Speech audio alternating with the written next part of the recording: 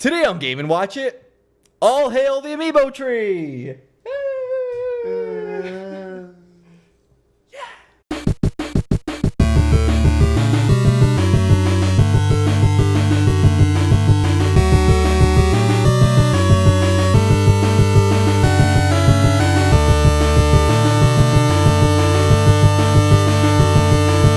Hello and welcome to another episode of Game & Watch It. It is the month of December, as seen on the calendar, the 2016 calendar, but whatever. I am your host, Rusty. Objection! We're getting back to this, eh? Yeah. We missed it. But And here we have RZ. even better than Mama. And Paulie. Hi. Excellent. That was nice. Yeah. How you guys doing today? Good. Good. Yeah, the Christmas season is upon us. Yeah. Christmas music is all throughout the airwaves. I want to rip my eardrums out. It's fantastic. Why even listen to the radio? Are you like Work. 50? No, it's work. Oh, yeah. Yeah, they just, oh, God, if I have to hear Bruce Springsteen one more goddamn time. You guys don't like Christmas music? I don't like Bruce Springsteen. Actually, I'm okay with Bruce Springsteen, He's but like his rendition of Santa Claus is Coming to Town is like... The best one. No, it is the worst thing I've ever heard in my entire life. How about you, RZ? Do you like Christmas music? Like 24 hours before Christmas and no earlier. I see. Thank you. I'll agree to that for sure. Yeah. Not when it's being used to get me into a frenzy of buying shit or making me worry that... not when it's constantly reminding me that there's stuff I still haven't bought yet. Yep. Yeah. Yep. That's why we should wrap this up really quickly because I have to go Christmas shopping. Thank you, listeners. He actually goes Christmas shopping in the real world. Enjoy it. You get a coffee, have some fun, buy some video games, curl up on the couch, and just play some games while it's cold outside. Yeah. That was a Meow. segue. That was a segue. What are you playing? Did not catch that at all. God, where do I start? Let me start with Hob. Okay, cool. Hob is a game made by the same people that made Torchlight. If you guys don't know what that is, it's a Diablo-esque style game that was made in the mid to late 2000s that got a sequel. Mm-hmm. Looked like they were only going to be making games like that, and then they came out of nowhere with a game that very much replicates the 2D style of Zelda. The camera angle's a little off, but it's completely isometric. There's no camera control at all, but it's the world they created, the art design, the level design, the gameplay in general. All of it just meshes together so well. I see. Yeah, the enemies are all very different, and some are very challenging. They've added a few Zelda-esque style things where, like, you can only beat this enemy when you finally get this item from a dungeon type thing. But, like, beyond that, it has been absolutely incredible. I would say if you get a chance, go get this game ASAP. There is no question. So is it based on like the three pillars of Zelda: combat, puzzle solving, and exploration? Yes, the puzzle solving is a little lacking, but in certain areas they do it very, very well. Okay. What I really like about this game is the secrets, how they've implemented it. At the beginning, they show you some of the easier ones, and it makes you think like, oh, okay, if these secrets are going to be like this, maybe this game isn't going to be that good. But then they just ramp it up. They start hiding stuff in like secret areas, stuff that in the first 5 times going into an area, didn't even think about. And then finally realized, oh my God, there's a passageway over here.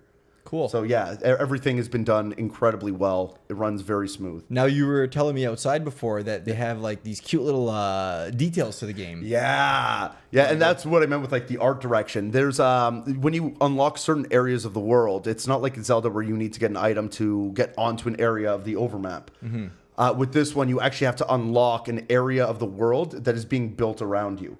So when you go into a dungeon, you finally get something that you can use in the overworld to unlock another area. Okay. When that happens, because all the dungeons are underground, you have these robots that are helping you. Mm-hmm. The world flies up and over the overworld, and as it goes up, you see the robots working on the underground Cute. As it's happening, and then falls back down into place. Nice. It's glorious. Sweet. And what are you playing it on? PC right now, but it is also available on PS4 and maybe Xbox. And is it new? It just came out? Yeah. I don't know how long ago, but it is a 2017 game. Awesome. Yeah. Okay, cool. Yeah, found it on a whim. Oh, so this is a Poly original. Oh yeah, no, this is like No hype from the internet. This is something you found on your own. Zero. Like, dug it up? I It love was on a that. Steam sale, and I was just like, "Oh, this game looks pretty good." And then I saw Torchlight behind it, or the guys that made Torchlight, and I'm like, "Okay, yeah, I'm definitely getting this game. I got to see what this is all Nice. about." That makes it like a Game and Watch It exclusive look at, I guess. Yeah, this is the only place it's been reviewed on the entire They internet. only gave us promo codes. This and is an we exclusive talk about for Game and Watch It people. Paulie, what else are you playing? Hellblade Sensua something or other or whatever. Okay. The Game Awards, which I'm sure we're going to talk about later, kind of put this on my radar. I know the developers very well in the sense that I've played a couple of their games, more specifically Enslaved Odyssey to the West. Yeah. And that game was awesome except for the ending, and I don't want to get into that. But the game itself is, I don't know, my opinions on it are varied. Very, very varied. I don't know how to feel because the combat, after I got the hang of it, is actually pretty good. But the very linear aspect to it and the fact that the puzzles are essentially a recreation of themselves over and over and over and over again, even in the first hour, I'm starting to get a little tired of it. Ugh, that's no good. It's weird. I'll explain the puzzles. You have to open a gate to get to another area, right? It sounds like Skyrim. Yeah, I guess in a sense, right? It'll give you two kind of letter-looking things. It'll look like a P or an M or an X or whatever. And then you have to go around this little area that you're trapped in to find areas in the environment that resemble that shape. And it's cool the first time, but then you do it like 5 other times after that, and you're just like, okay, guys, like do something different. It gets so boring and it's tedious. It's not interesting at all. Nothing is keeping me wanting to play this game. Yeah. The combat, again, is good. It's not spectacular, but I did finally get the hang of it. The one plus to this game is, or actually 2 pluses to this game. One is the boss fights. I've only done one, but it was spectacular. It was very, very well put together. Uses all the systems very well in the game. And 2, the storytelling. Cool. Which is happening all in game, which is a huge plus. No cutscenes, none of that bullshit. It's just there's always dialogue going on in the background. Ugh, I hate that. No, trust me. It fits very well because they use that dialogue in the background to give you hints on what to do in the next area. Okay. Or little things say like, hey, you're running out of time. You better like hurry the fuck up. See, I feel like game design should be like you shouldn't have to use audio cues to tell you what to do in a game. A good game design leads you and directs you without saying, "Oh, hey, did you look behind that rock?" Because there's something there. I think that's weak. I think that's weak in game design. It is. It only will implement itself in that way when it realizes that it's taking you longer than they expected you to take with a said puzzle or a said area in the game. Okay. Where it will be just like random dialogue of like these voices, like almost like narrating or like an audience in the background being like, she shouldn't go in there. Maybe like kind of like Transistor. She's gonna die. Why is she gonna do this? Like Transistor or the game before that. What was the Braid? No, not Braid. Oh no, Bastion. Bastion. Sorry, you're right. You're right. Bastion. No, not like that at all. They're actually playing a very heavy play in the not only the story, but at certain points the main character can actually hear them talking. Yeah. It's very weird how it's all set up. So it's like fourth wall breaking? In a sense, yeah. If they created what was Meta. beyond the fourth wall to begin with. Yeah. You know what I mean? But yeah, cool game. I'm not convinced that I'm going to recommend it to anybody yet, but I do want to get through it because I'm only about an hour and a half in. Okay, nice. Yeah. Now you play a lot of games. You have you have a full-time job. You were just featured on Warski Live, speed running. We are, I'm officially now a part of quote unquote wall jump games. So, yeah, we're That's doing some live streaming and whatnot. Nice. Yeah, so I haven't been on as consistently as Andy and Chris, but I do go on maybe once or twice a week if I get a chance. Yeah, I saw Andy playing Super Mario World. Yeah. One of my favorite games, and yeah, it was pretty good. He's in the top 400 in the world right now for speedrunning, eh? Okay. Yeah, he's been doing really well considering he only started speedrunning like 2 weeks ago. That's pretty cool. Yeah, and sorry, one last game. Demo, but game. Yeah. Okay. So do you play these games or do you like test them out for an hour or two and so you have something? Oh to no, talk no, about, or, like, I'm playing all these games. How do you do this? I don't go out anymore. Only on weekends. I'll go out for like a quick coffee with like a friend or something, but beyond that, like I've gotten so heavily back into my gaming obsession. Oh, nice. But I'm really enjoying it, so why not, right? And you just got a 4K television. I did. So you had a top of the line PC. Yeah. And now you got a 4K television. So now you're probably going to fall back in love with PS4 and that kind of stuff. Well, I mean, the PS4 is still playing in 1080. I'd have to get a Pro, and I'm not going to buy a Pro. I might I might at a certain point in time bring my PC downstairs and see how it plays in 4K. Oh yeah, that would be pretty sweet. Yeah. Nice. So we'll run from there, see how it goes. But Okay, yeah, cool. one last thing, and this is going to be quick. Took 10 minutes, so Yeah, sorry. Why not another couple? No. This is something I really did want to talk about just very briefly. I played the Lost Sphere demo. Oh yeah. Yeah, how's Nice. that? It is really, really well put together. They took the idea from I Am Setsuna and built upon it in an incredible way. The ideas are essentially all there, but how it's been pushed across in the gameplay is all different. And how you can use said materials, where, let's say the materials in I Am Setsuna were used to create movesets for your techs. Now they're used for creating different buffs for yourself that you will set up in the world, in the overworld, that will put any dungeon that's attached to that area of the overworld and give you a buff with that. It's very, very cool. Again, I don't want to get into crazy detail, especially because it's only a demo and I've only played about an hour to an hour and a half of it, but it is phenomenal as far as I can tell. Awesome. Now, where can our listeners and viewers find that demo? On the Nintendo Switch. No, but is it like, because from what I heard, it was on the European eShop only. No. It's come to the stateside? Oh, yeah, but you have to go into the pre-purchase screen to get it. So when you go to the Lost Sphere, if you look it up, you have to go into the game, and then right below the pre-purchase button, there's a download demo. Nice. Is that different from other demos, or is that just... I actually have no idea. I just kind of I plugged it in last night. I think that's what you have to do anyways. You have to just go to any game, because I don't think there's a like demo section, or is there in the Switch eShop?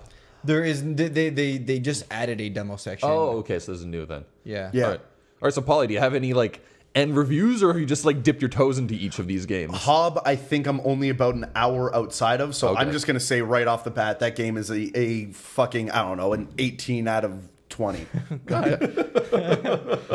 There's no question in my mind. That's a solid 9. All right. Yeah. Sweet. Hey, RZ. Yo. What's up? Been playing a lot of Skyrim. You know, this time of year, like after what was it, 6 or 7 years, like just playing Skyrim again really brings me back. Not just graphically, but also Yeah, that game is tough to look at. well, it's when we're watching the video game awards and you're seeing all these like, you know, tech demo, like very artsy 4K, probably even better res than actually in-game trailers, and then you see the Switch commercial promotion for Skyrim, and it's just like, Yeah, it was looking pretty rough. I know, but it's not like, it's never like when I'm playing like 3DS, when you're just like, okay, this person's face is a triangle. Like it's like a step above Nintendo 64 graphics.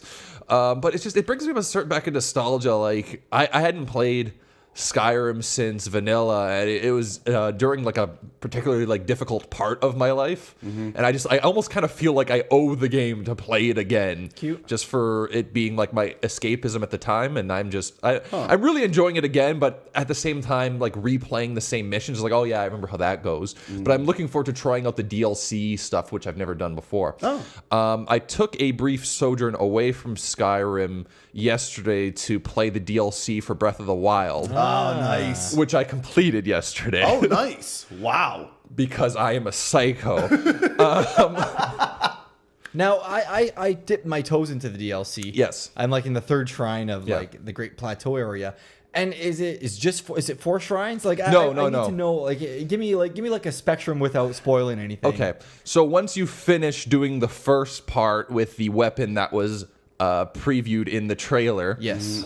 Which is a very interesting mechanic. Yeah, I couldn't wrap my head around it. Okay, can I just say what the mechanic is? Like, how deep am I going in the spoiler? Oh cast? yeah, of course. That's so like first you stuff. start off with this. It kind of looks like a cattle prod / like water, like I don't know. It's like a trident with 4 sticks that kills any enemy with 1 hit, but it brings you down to 1/4 heart, so you will die for 1 hit of everything.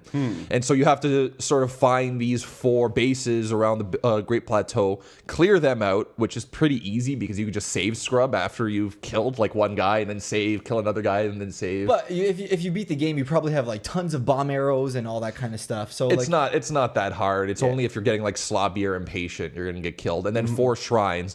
One of them I found incredibly difficult, where you have to go through a gauntlet of challenges without touching anything that might hurt you. Ooh. Is that the dark? No, the dark one was pretty easy. Because I just got into the dark one. Yeah. Oh, the gauntlet with the conveyor belt and the cogs. Yes. I kept dying when you're flying down the hallway with the balls going back and forth. Yes, that's so annoying. Like it's just because they don't move consistently, so you can't even like plan your timing because sometimes like when they're swinging, sometimes they pause and jiggle, and sometimes they don't. I feel like there's a bad guy just shaking it. You know what I mean? Yeah, that's kind of what's going on up there. There's no pattern that you could. After memorize. that, then you have to find 4 different places in the world. Each of those places has like a monument that has a picture of another place, which each consists to another 3 places. So there's 12 different places. Okay, yeah, let's not give numbers. How many hours? Like, would you say like is it an extra 10 hours? Maybe like extra 6 hours, 6-7 hours. Oh, that seems worth it. In the end, though, I have to admit there's no new regions. There's a lot of new shrines, but there's no new like full map areas. That's okay. It's there's more shrines. There's more dungeons, and everybody knows what the final payoff is. Yeah. In the end, it's kind of like I kind of feel lackluster about it. And part of it might be because I just chose to shotgun it in one day and I really just wanted to get that friggin' motorcycle. Yeah. Which is pretty awesome. But at this, and you could do wheelies confirmed. Yeah, but like once you get the motorcycle, like other than finding costumes, there's not much to do. Yeah, like because I've already beaten the game. Do you have to find all those special outfits from the new DLC to get the motorcycle? No, I don't even do any of the things to find the outfits. So you just have to progress through the main story. Yeah, to get yeah. So that's kind of cool. So I mean, and there's some nice cutscenes, so there's a bit of a payoff there. But in the end, like how many cutscenes? 10, 15? 5. Okay, cool. 5 cutscenes. So, and in the end, it kind of feels like, did this need to be DLC? Like it's. You know, like Claire said almost immediately, so like, oh, there's extra stuff that you have to pay extra for that they just released later. So like, that's stupid.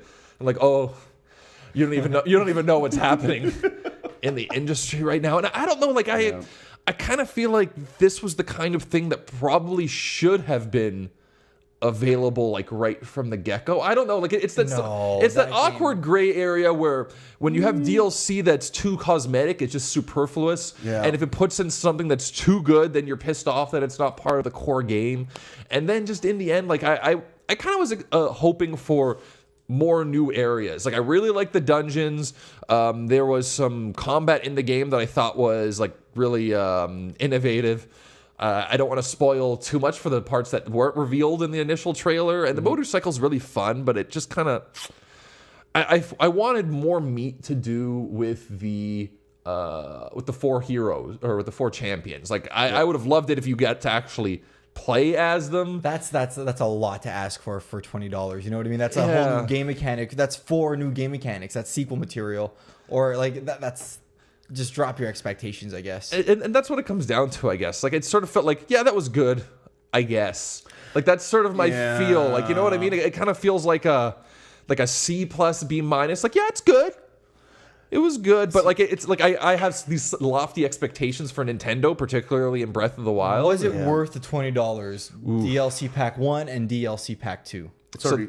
$20 for both combined? It was $20, but you had to buy all of them. Yeah, that's what I'm saying. Yeah, for both combined, actually, that seems like a reasonable price. Okay. Oh, and the game already, you got a lot of like your bang for your buck in the original game. It was $60, and we put like what, over 150 hours? Yeah. So I feel like I don't know, I'm fine with the $20.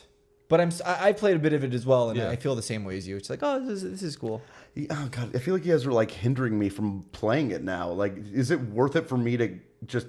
I mean, I already bought it. I already bought it, but like, should I or should I focus my efforts on something that I might have a better experience with? Let's put it this way: like, if you've played Zelda, more or less, it's just more of the same. There's not too much that it introduces that's new that you haven't seen before. Okay, it's just more.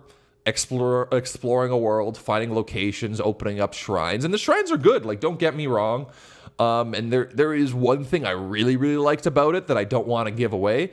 But yeah, in the end, it's kind of more of the same. So if you enjoy Breath of the Wild, I'm sure you'll enjoy the DLC. But if you're looking for like a sort of a standalone expansion, you know, something like when I'm thinking about God tier DLC, I'm thinking of like the zombie apocalypse for Red Dead Redemption or something. Yeah, like Uncharted for the. That's Lost Legacy. Lost Legacy. Which that was standalone though. But it was. Oh really? Yeah. That was straight up standalone.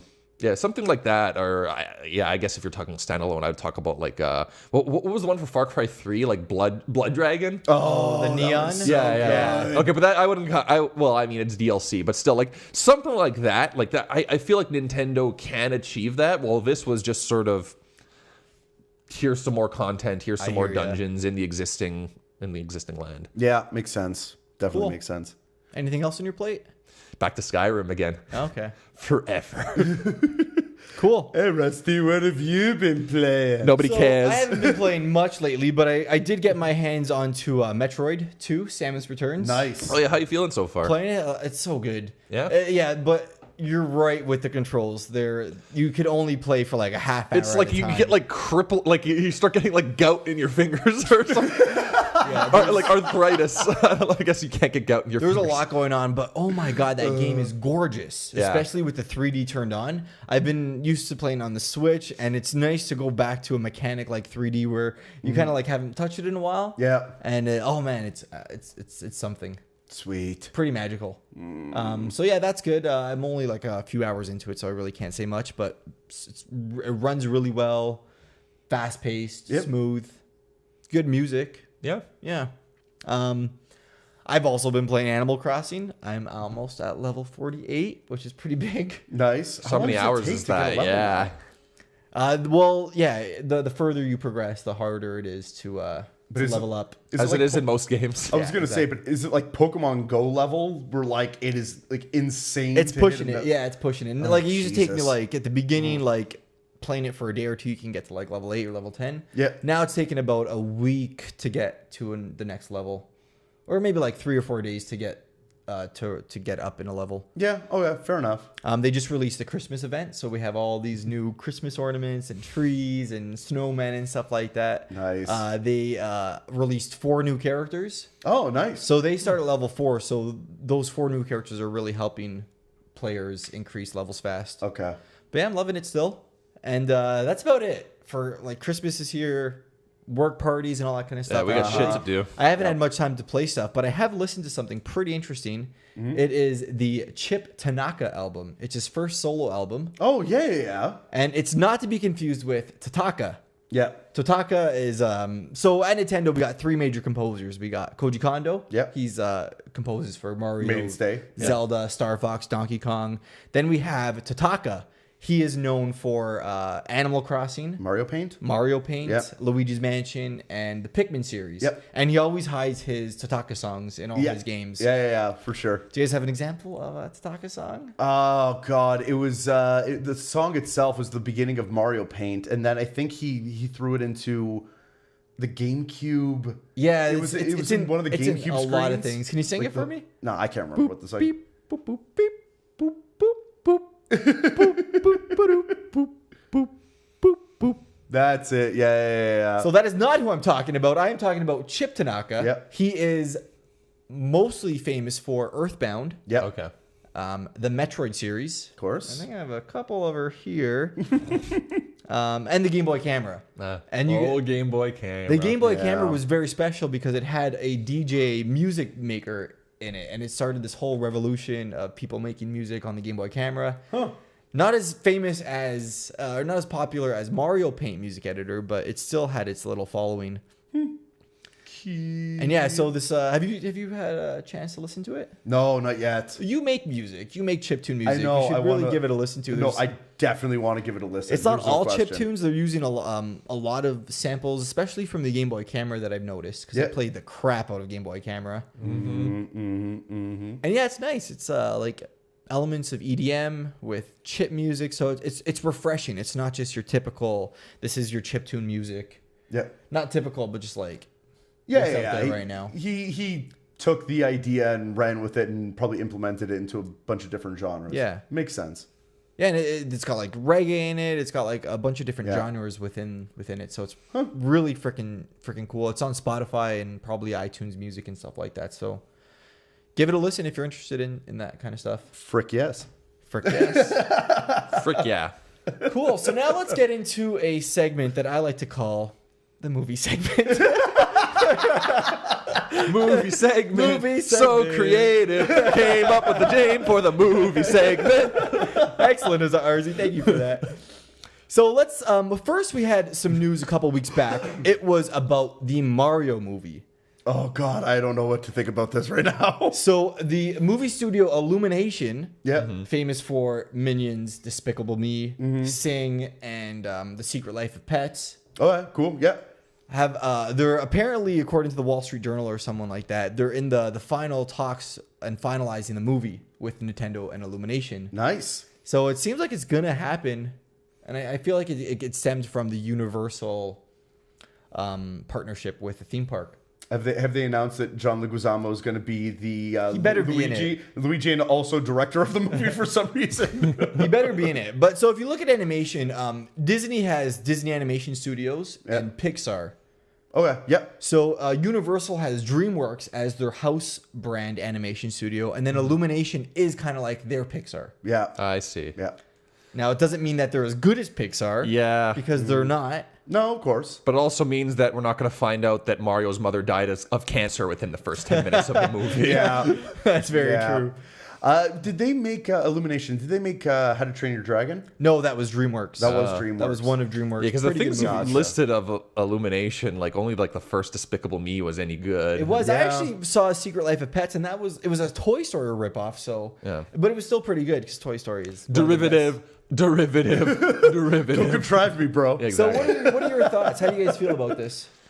It's like I'm not really holding out for anything to be any good. I know it's not looking too good. It right just now. it just kind of smacks of cross promotion, but that could just be my old jaded self. So we'll just kind of. Yeah, but things could be worse.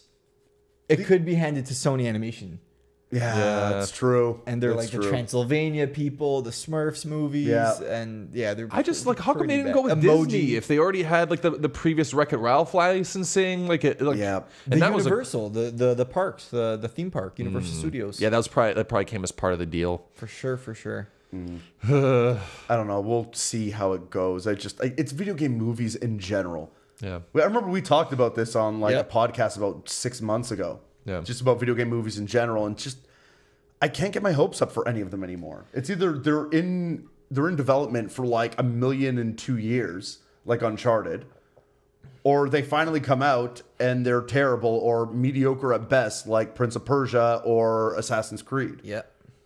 I think it's just video. Like maybe I might have actually said the same thing 6 months ago, but I feel like video game movies are just too vulnerable, or video game franchises are too vulnerable to movie execs going in and putting their fingers into everything. Yep. Because no matter what, video games still aren't as big as movies are. Yep. And so when you compare, well, sure, we could do this to please the fan base of the video game, or we could water it down and potentially open up to a bigger audience. Like that's the death of so many franchises and has been like the bane of even so many comic book movies until Marvel started on their hot streak. But However, Shigeru Miyamoto is going on as producer of the movie. Okay, And he started dipping his hands in animation with the Pikmin shorts. Ooh. And Flipnote Studios, that was his baby. So he's always been an animation buff. So that might be a good sign. the fact that he's involved in the project is big, but he still needs to, I don't know, adhere to a bunch of regulations from Universal Studios and executive producers. Does and he? blah, blah. Yeah, for sure. Does he? It's his franchise, but it's not his movie.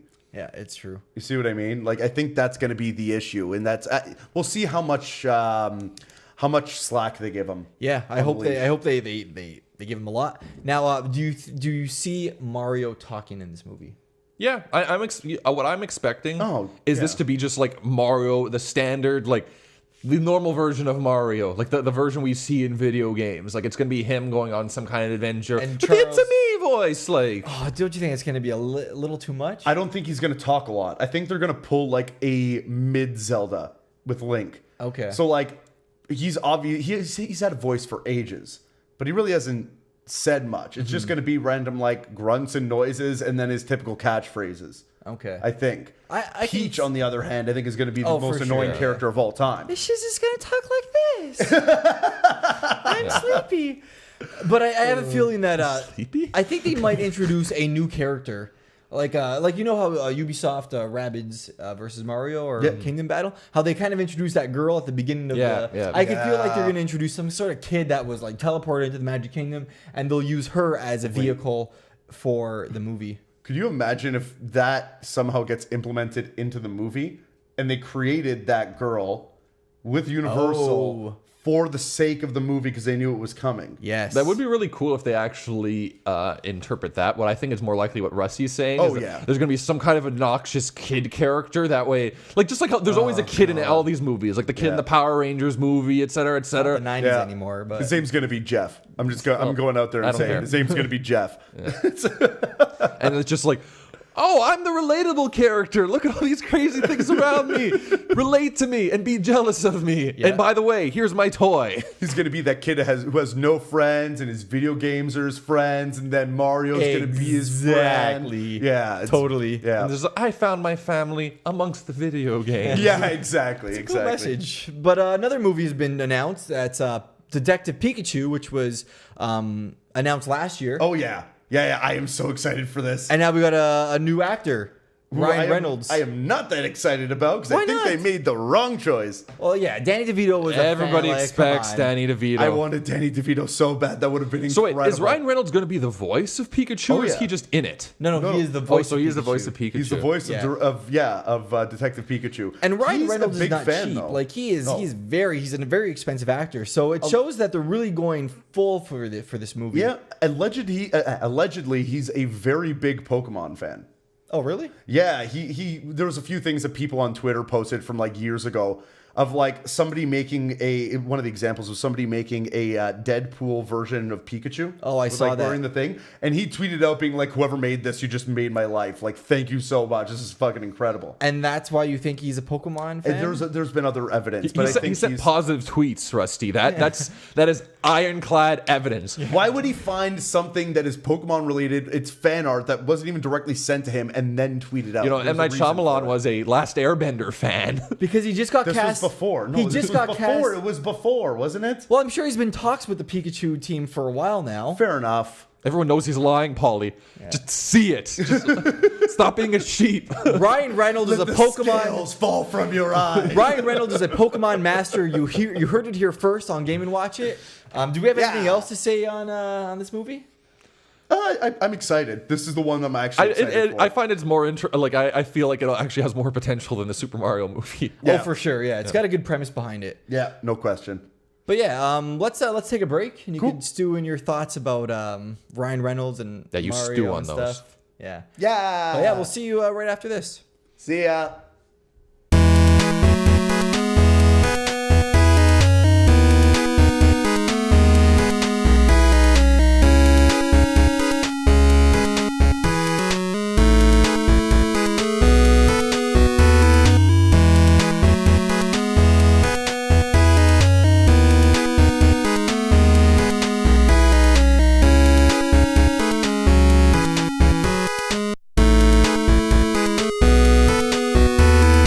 And we are back. Hey. Hi. That was a nice break. Yeah. Excellent. Mm-hmm. So let's get into some video game announcements. Oh, God, this was huge. So we just had the Game Awards, which is pretty big. PSX is going on right now, so stay tuned for our next episode where we'll get more involved in that. Yep.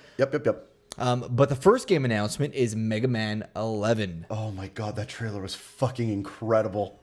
It was good. It was awesome. They took what like Pokemon was trying to do with Sun and Moon and like go through the history of the franchise. I love when they do that. Yeah. But then they showed off like actual gameplay and not just like wireframes of a woodpecker Pokemon. Yeah, that's true. It is coming out next year, late 2018. Yeah. Well, I mean, again, I'll believe it when I see it. But yeah, Capcom's pretty good with their release dates. Yeah? They like Resident Evil 7, they announced it came out. Oh, yeah. There was no delays. Street Fighter, they're pretty good with that stuff. Now, what do you guys think about the art style? You know what?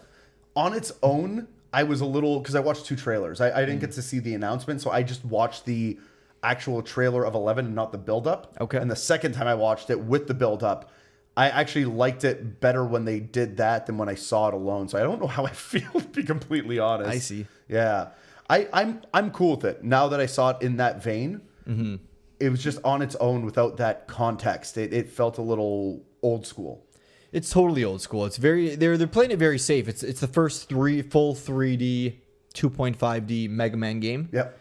A 9 and 10, they went back to their roots with 4x3 8-bit graphics. Yeah. And now it's full 16:9. I want to mention this. The backgrounds are... One of them was absolutely beautiful. I'm talking about the initial reveal with the bridge. Yeah. Going into the background of the waterfalls. Yeah. Apparently, a lot of that stuff is hand-painted. I guess it's hand-painted textures on 3D models. Oh. Huh.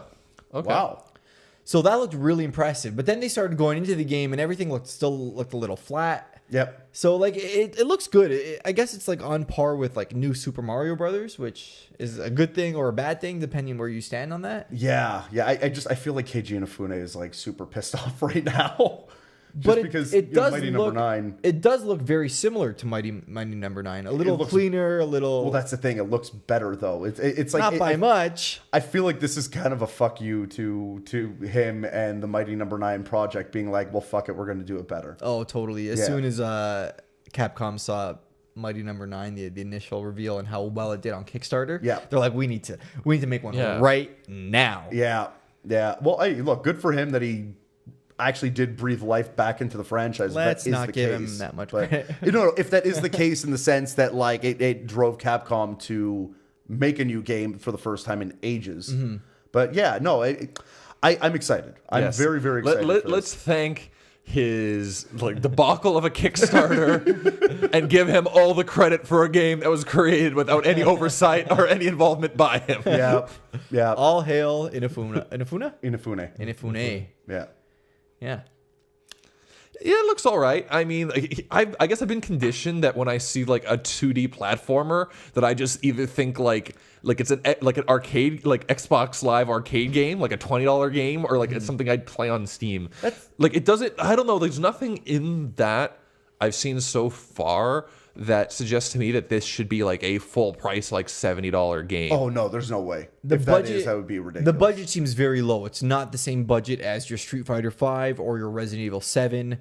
It is one of their biggest IPs, yet their budget seems a little small. Well, how much was Mega Man 9 and 10 when they came out? Because those were like the new ones, but they were made in 8-bit style. Those were probably like $15 to $20. This is going to be a $30 game at 40. Yeah, I would say like a $39.99 Canadian. It's going to get a physical release for sure. I think they already announced it. No question. The redesign of Mega Man, the actual drawing, is so freaking cool. Yeah, I love it. The kind of mixture of like different types of Mega Mans all put into one. Yeah, he's a little taller. It's more of a, I guess, like Mega Man Battle Network style. Yeah, the more slender style of Mega Man. A little less same thing in chibi. Legends. Less chibi, a little more robotic as well. I don't know if it was just the pose he was in, but he seemed a little static, which was, I don't know if it was intentional, but it did come off as a little more robotic, which is cool in my eyes. I feel like that's more of a tip of the hat to the old school games. Like you can see even when Mega Man jumps, it's the same animation, just done new. Yeah. Right? And his walking animation is a little stiff. However, it's still early in development, and that stuff usually gets smoothed out until later on. Yeah.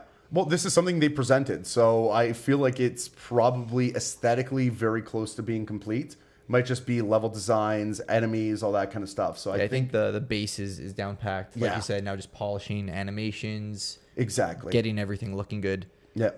Yeah, I'm excited. Very, very, very excited. I want to play this. I enjoy Mega Man, so I will definitely buy it. I'm more excited for the X collection than anything. Oh, yeah. Now, they did announce that the Mega Man Legacy 1 and 2 is coming to Switch. They also said the Mega Man X games are coming to the Switch. Now, I don't know if that's through Virtual Console or if they're going to release it one at a time or if it's going to be a collection. Yeah, I'll have to see. I don't know if I'm going to want to buy every single X game individually. Yeah. But if there's like a collection of all the X games, I might grab that. I could see them doing like a package on the eShop. Now, when they sell the X games, does that include like the ones that are basically who's the guy with the sword? Like you know the ones that you Zero. like the X-Zero missions. No, do those count?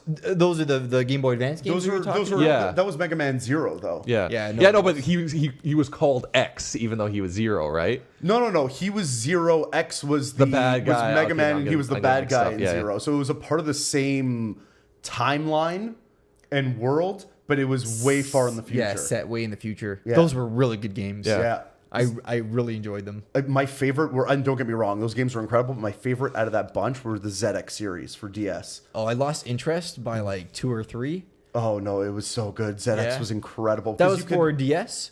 That was for DS, if I'm not mistaken, yeah. And the big shtick with that game was that all the major enemies from like Mega Man Zero were the big ones from the first one were all kind of recreated, and you could absorb them to become them. Oh, cool. It was really, really well put together. It was incredible. It made it very...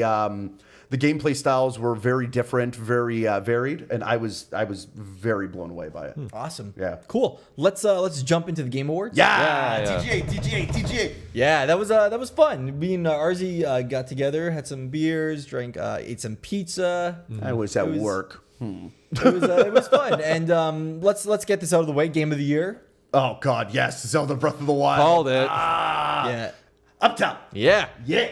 Yeah, fuck you, Odyssey. Yeah, Odyssey got snubbed real hard. Oh God, they got swept under the rug too. Oh yeah, it blew me away when like Jeff Keighley came on stage. He's like, oh, okay, so best sound, whatever, best family game, Mario Odyssey. Thank you for Nintendo for coming, and just like completely blew past it. I was like, oh.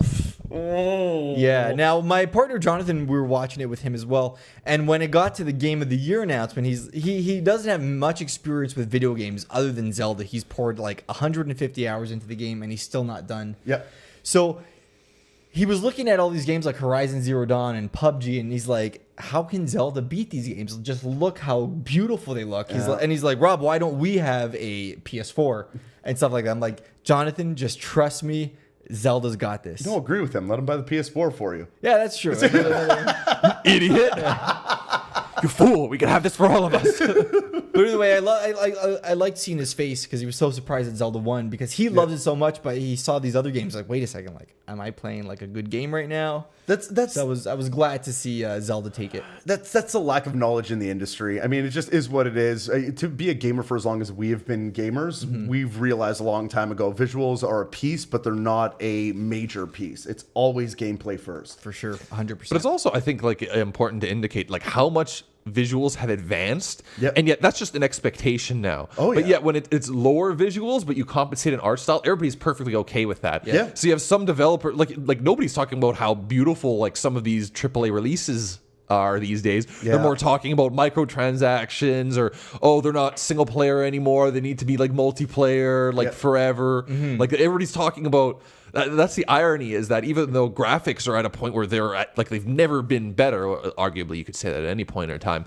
but they're so beautiful now, but yet everybody's just talking about like business plan. Yeah. I was gonna say, sorry, just to add to that point. The art direction award that they handed out, Horizon Zero Dawn and Breath of the Wild were both nominated, so that really pushes that point home. Which one took that? Cuphead, if I'm not mistaken. Best art direction. Art direction, yeah. Yeah, Cuphead. Yeah, Go Cuphead. Dude, it got 3 awards, man. It got 3 awards really well, and our Prime Minister Trudeau actually congratulated Yeah, I saw that. Cuphead for winning, which is kind of cool. Yeah. Oh, fucking A. When did that happen? A couple days ago. Oh, nice. Well, Maybe the day I imagine. after. Yeah, I imagine sometime in the last 24 hours. Yeah. I just wasn't sure if they somehow like threw something into the Game Awards. I was like skipping through a couple of things because I wanted to catch up and go to bed. Yeah. I like how the Game Awards decided to go with best art direction instead of best graphics. Yep. Yes. Which is very smart on their side. Yet they had categories for like best performance and best female lead and that kind of stuff. Well, it wasn't the best female lead. I know. It was the best. It was the best performance. Yeah. But I'm pretty sure everybody who was there was a female lead. So fair enough. And you know my stance on performance and storyline and that kind of stuff in video games. He doesn't like it. Yeah. I like it. I think there's too much focus on it in video games today. And I just kind of felt a little odd about how they decided to have the best musical score in the pre-show, yet give like best performance the award before Game of the Year. I feel like their priorities are a little off. Like having best performance is fine in a video game. It's just where it was, and the priority is just it just proves to my point how video games are going.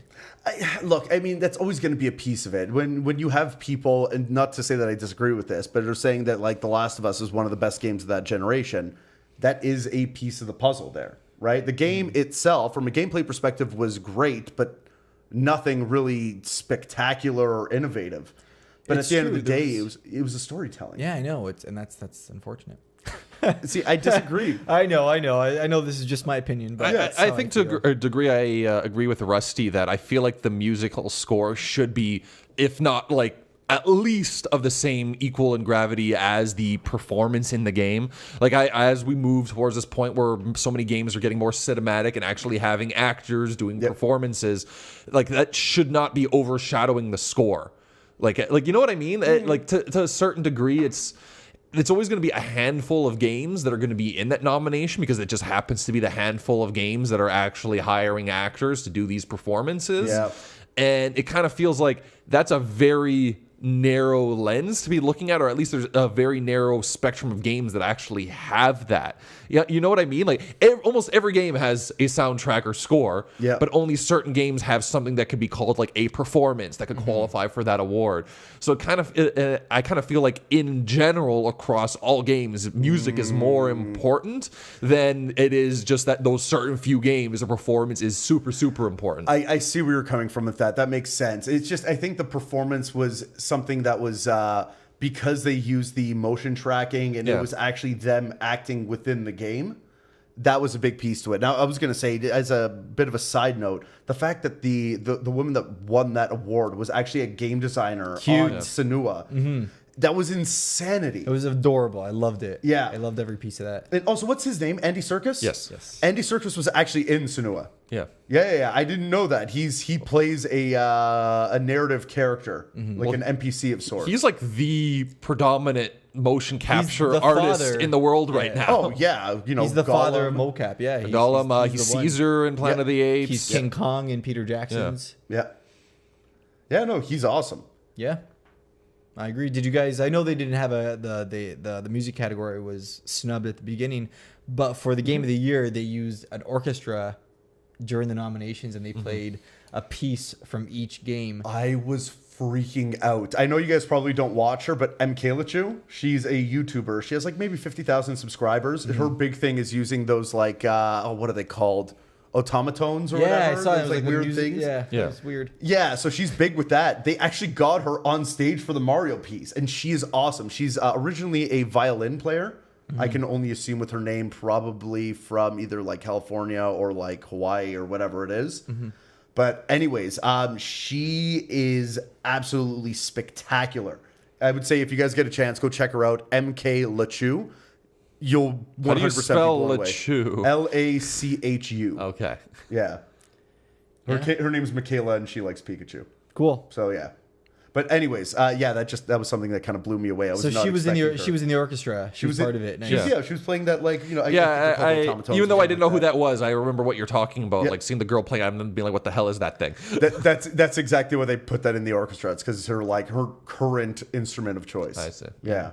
I know Mario Odyssey was kind of snubbed at the Game Awards, but they did play the Jump Up Superstar in the right before as it was being nominated. Oh, nice. Did you notice that? I'm pretty sure she was lip syncing. Oh my god! I was just gonna say that was really bad lip syncing. Oh, that was terrible. Was that because I know the girl who voices Pauline is the girl is Tails from Sonic?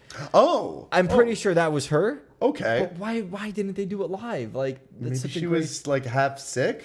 I don't know, but she did a horrible performance. It's hard as a singer to properly lip sync. Like it's that's the thing. Like she was like singing in this direction. She was here, and like the mic is over here for some reason. But listening to that song live, it was awesome. I'm pretty sure they just ripped it right from the game. No, they had the live orchestra. Oh, I mean just the vocals. Oh, the vocals for sure. Yeah, it had to have been. Oh yeah, because I know that song very, very, very well. We know. It was note for note. Oh yeah, that was bad. Now during the show we had a special. I guess they did like an honorary award to Carol Denver or Carol Shaw. Carol Shaw, yeah. One of the first female game developers. Yeah, and her story was just so cute. It was heartwarming seeing it happen. I kind of felt like a dick as I was watching that because all I could picture while I was watching her like do her thank you speech was Liz Lemon in her Princess Leia outfit trying to get out of jury duty. Yeah. I don't know what it was, but it's just like I was trying so hard not to laugh while I was sitting in my room watching this thing. And I know exactly how serious this is. And I definitely respect her as, you know, a person and a game designer. But it was just that moment of like pure comedy. I couldn't help myself. Me and Arzy and I were ripping on everybody in the Game Awards. And when she came on, I started ripping on her, but then I realized how adorable the story was. And I just... it was very hard. Like, it's just well, because clearly she is not like a speech or she's not a public speaker. Yeah. So she just sort of she kind of went on the stage and she's very nice and kind of rambled on a little bit. So bad. But it's like it's just very nice to see her getting the spotlight. Like you can't make fun of her. Like it's an awful. It would be an awful thing to do. Well, here I am. Yeah, you should feel bad about yourself. I do a little bit. It was so funny. She was definitely a highlight in in the sea of advertising. Yes. Product placement. It was very nice. Yeah, can we talk about that? I mean, well, that's what the Game Awards are. Like, it's just a vehicle for advertisement. Yeah, but damn, if I had to hear about eBay one more time by the end of that friggin' thing. It was that, or we got like a full segment of commercials. Because as far as I remember, it was only like 3 15 to 30 second spots. Then a little bit about, you know, that girl essentially just doing whatever she had to do to push eBay or PSN or Steam or whatever. Yeah, it was not great. It was just kind of like, by the end of it, I'm like, okay, I've been marketed to enough. Like, just show me the winners. Yeah. Look, they had to get their money somewhere. That was my point. Like, at the end of the day, I think it's a necessary evil to have this type of award. And to every single year, this award somehow becomes a little more prestigious. It's going to get worse as that goes on. More people will start seeing the viewership, the ratings, how many people are watching, blah, blah, blah, whatever. It doesn't matter. They will push in and try to get as many advertising dollars as possible. For sure. Yeah. I enjoyed the show. It was good. Yeah, same. Nintendo's always there. Always always showing something off. Always Reggie. The first year was... Reggie's got to be there with that face. Oh, God. Well, before we get into Reggie, I wanted to get into Aonuma. Oh, and the Breath of the Wild DLC announcement. That was a great announcement. Yeah. It's so nice to see Miyamoto or Aonuma back in the traditional Zelda garment, or in this case, the blue one. Yeah. And slashing that sword and just making a fool of themselves, but in such a fun way. Didn't Miyamoto essentially do the same thing like a few years ago at an E3 where like he didn't necessarily pick the sword out of the stone, but he came out with the sword and was like there was a silhouette of him and he was slashing away and stuff. Every Zelda announcement he used to do that until they started going into directs, and then we didn't see that anymore because they started doing directs. But yeah, that was pretty awesome. I want to mention the director of Breath of the Wild and Skyward Sword. Well, that guy is...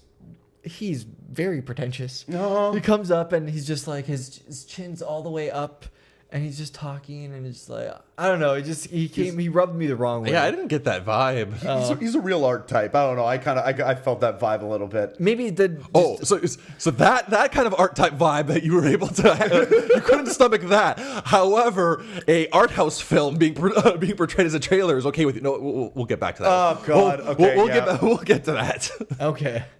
So yeah, I don't know. There's maybe in the Japanese culture, the director, that's how people act in Japan, but the American stigma is a little different. Fair. And then Reggie. Yes. Oh God, I was watching the Game Awards, and whenever I saw like a developer that I didn't really care about, and I feel bad saying that, but obviously a developer I didn't care about, I just kind of like fast forwarded because I was watching behind, right? So I just fast forward through it. As soon as I saw Reggie, the first thought that popped into my mind was, okay, let's see what this ham-fisted bastard has to say. He's got to take care of his babies. He's got to take care of all of his babies. Oh, no. I have a love-hate relationship with Reggie. I do. It's always been that way. I think he is funny and everything like that, but there's also a side to him that is just it's so suit-oriented. I can't stand it. Yeah, he's always like listing things off, and Jeff's always asking like, "Where's Metroid? Where's Earthbound? Where's Mother 3?" And he's like, "Well, Jeff, like you gotta like figure out. We have Galaxy coming." He's always directing the answer in a different way. Yeah, exactly. It's all fucking it's all deflection. It's all deflection, but like I don't know. It's kind of cute. Jeff and Reggie, they have this chemistry, and they've always had it even before Jeff started the Game Awards. At every E3, they always go back and they're always fighting. And I like the playful banter that Reggie is able to give back to Jeff. I was gonna say something, but I'll wait until we get a little further into this. Okay, cool. So Reggie came out and he announced Bayonetta 1 and Bayonetta 2 coming exclusively to the Nintendo Switch. Yep. I think this is a very good move on their part. Everybody wants to play Bayonetta 2. They do, and so people are pissed off, but what are you going to do? Because it's exclusively on a Nintendo console. Yeah, but the Switch is isn't the Wii U, where the Wii U was a little more exclusive because not many people had it, but the Switch is it's in the masses. That's it. That's the exact reason why I think it's a good idea, is because there's so many more people that are buying the Switch that never got a chance to play Bayonetta 2. Yeah. So yeah, of course, bring it back out. It's huge. And the Switch should continue to have more third-party exclusives. Keep those pumping out. Like everybody else has them. Why shouldn't the Switch? Yep, I completely agree. And Platinum has been so good across the board, so I am so excited. Yeah. And then Bayonetta 3. Are we talking about Bayonetta 3? No, yeah, sorry. I kind of went there. Yeah, we kind of. It was like the segue without the segue. We just kind of ended up here. That one lady's like, oh, you thought I only had one announcement? I love that. I know, I was cracking up. Did you I gotta take care of all my babies. What was that line? Yeah, something like that. Yeah. Did you was Bayonetta 3 revealed? Did you see Reggie reveal it, or did you know about it before? Did Reggie? Yeah, sorry, I'm rambling right now. Did you know that Bayonetta 3 was out before you watched the Reggie spot?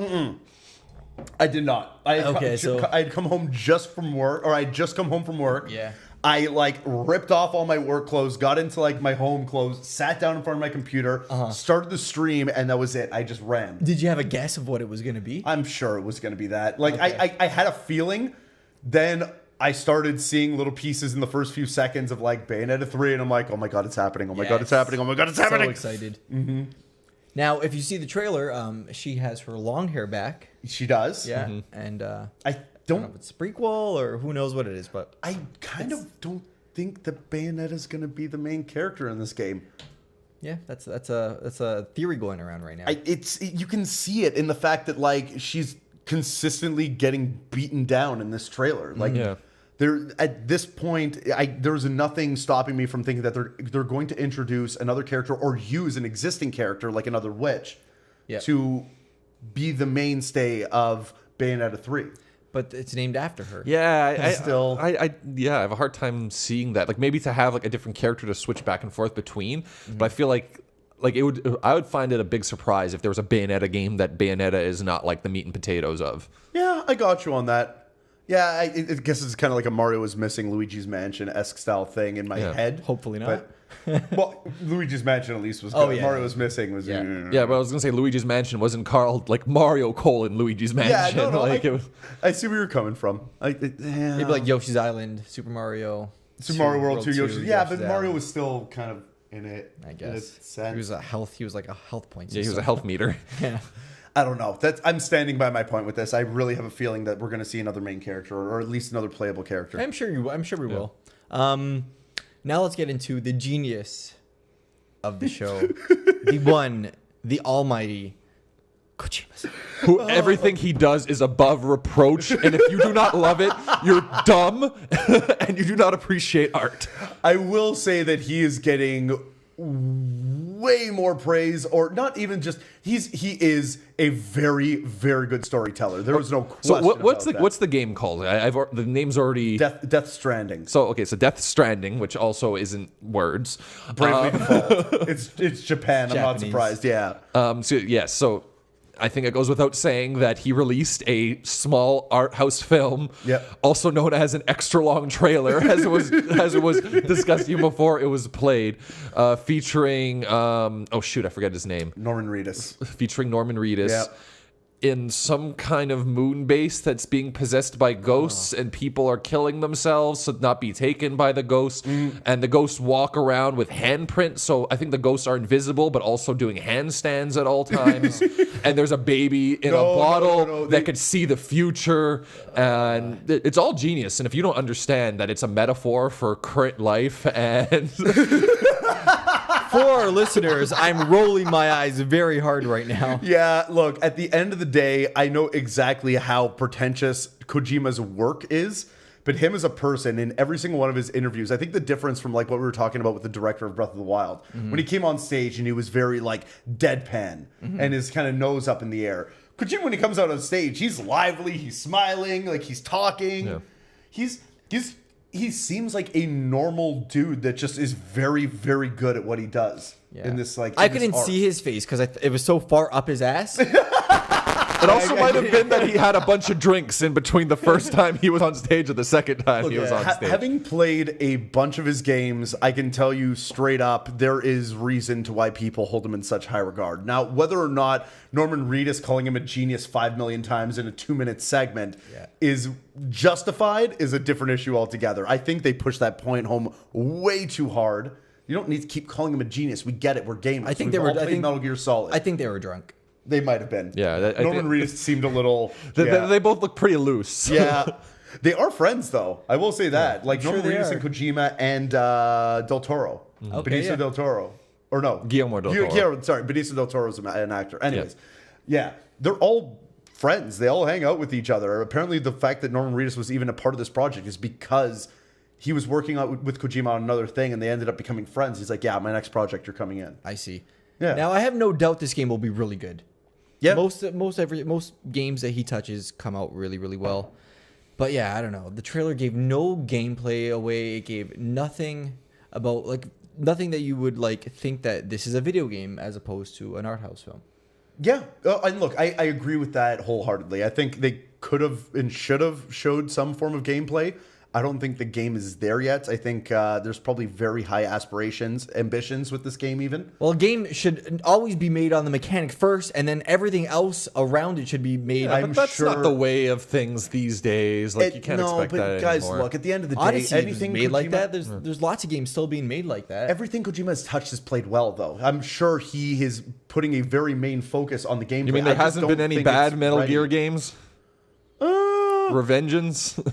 No, Revengeance was amazing. I'm getting mixed up with. Wasn't there one for PSP that was like a pile of shit? Yeah, but Kojima didn't make that game. Okay. And to be fair, Kojima didn't make Revengeance either. That was Platinum. Okay. Yeah, this could be another Inafune situation. Inafune situation where you don't have the support of Capcom or Konami in this situation, and these geniuses are coming out and now making their own game. He has the support of Sony. What? He has the support of Sony. That was the whole thing. But it's not Sony developers. Like, I'm sure Sony's giving him money to make the game, but he doesn't have the developers that he used to. I'm sure he probably pulled a bunch of people. Well, that's what you could have said about Inafune making Mighty Number 9. Yeah, of course, but that was a Kickstarter project, not something that was developed by a console maker. Yeah, but it's a very different situation. The Kickstarter, but Mighty Number 9 had no shortage of funding. That's fair, but they already had the team. I think the fact that he teamed up with Sony first before they did the announcement is evidence enough that it's not going to be that case. Yeah. Anyways, like, my point with all of this with Kojima is that he's been proven time and time and time again with very different genres, whether it's Metal Gear Solid or Zone of the Enders or anything like that. Everything he's touched has been beloved with within the video gaming industry.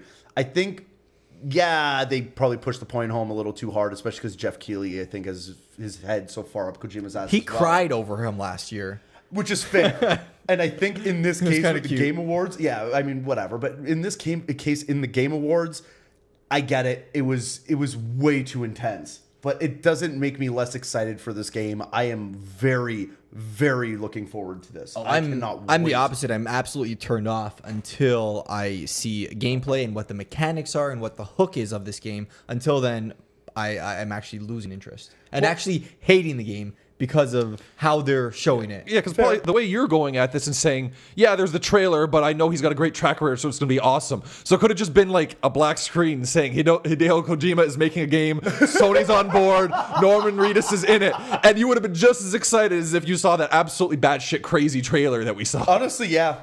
That's the gaming industry in general. Okay, I see your point. It didn't even make sense. It was so stupid. None of it makes sense. It's Kojima. The game makes sense when you're done the game. When you see a piece of it, none of it's going to make sense. I feel like he's just getting too much of a free pass. Like, I'm not saying it's bad and the game is going to be bad, but I just felt the trailer was very self-indulgent. Yeah. Definitely came off pretentious.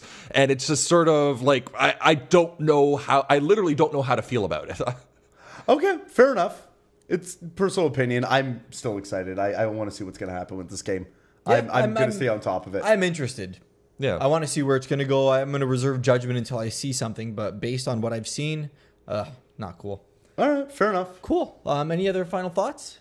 On the Game Awards? Yeah. Just the fact that, like, I can't believe Senua got 3 awards, which great for them. That was amazing. And Yeah. Cuphead as well. Like, goddamn, represent for the country. Yeah, Cuphead, big sweep for Cuphead. Huge. I'm a little disappointed that Odyssey only won 1 award for the Family Award. That's kind of weak.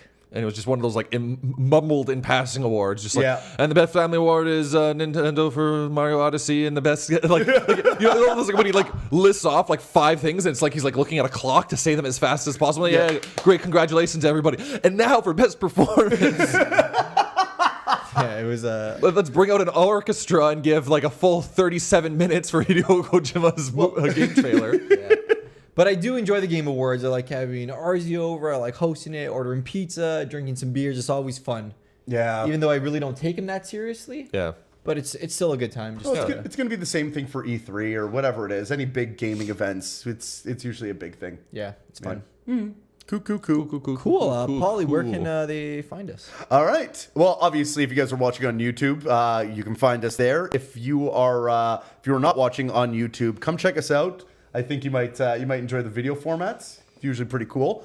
If you are on YouTube and you ever want to listen to us on the go, we are on SoundCloud, iTunes, Google Play, Stitcher, TuneIn, and Podbay.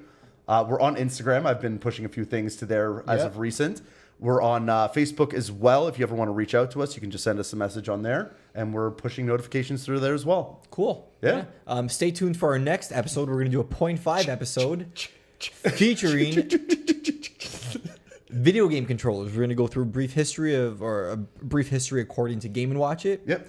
And stay tuned for that next week. Cool. Hold on, I gotta finish my trailer where I have these little robots on my shoulder. They're gonna start blinking faster. Then ghosts will come, and then I'll have my little baby that's gonna look at me, and I see the baby in my dreams, and then I'm drowning.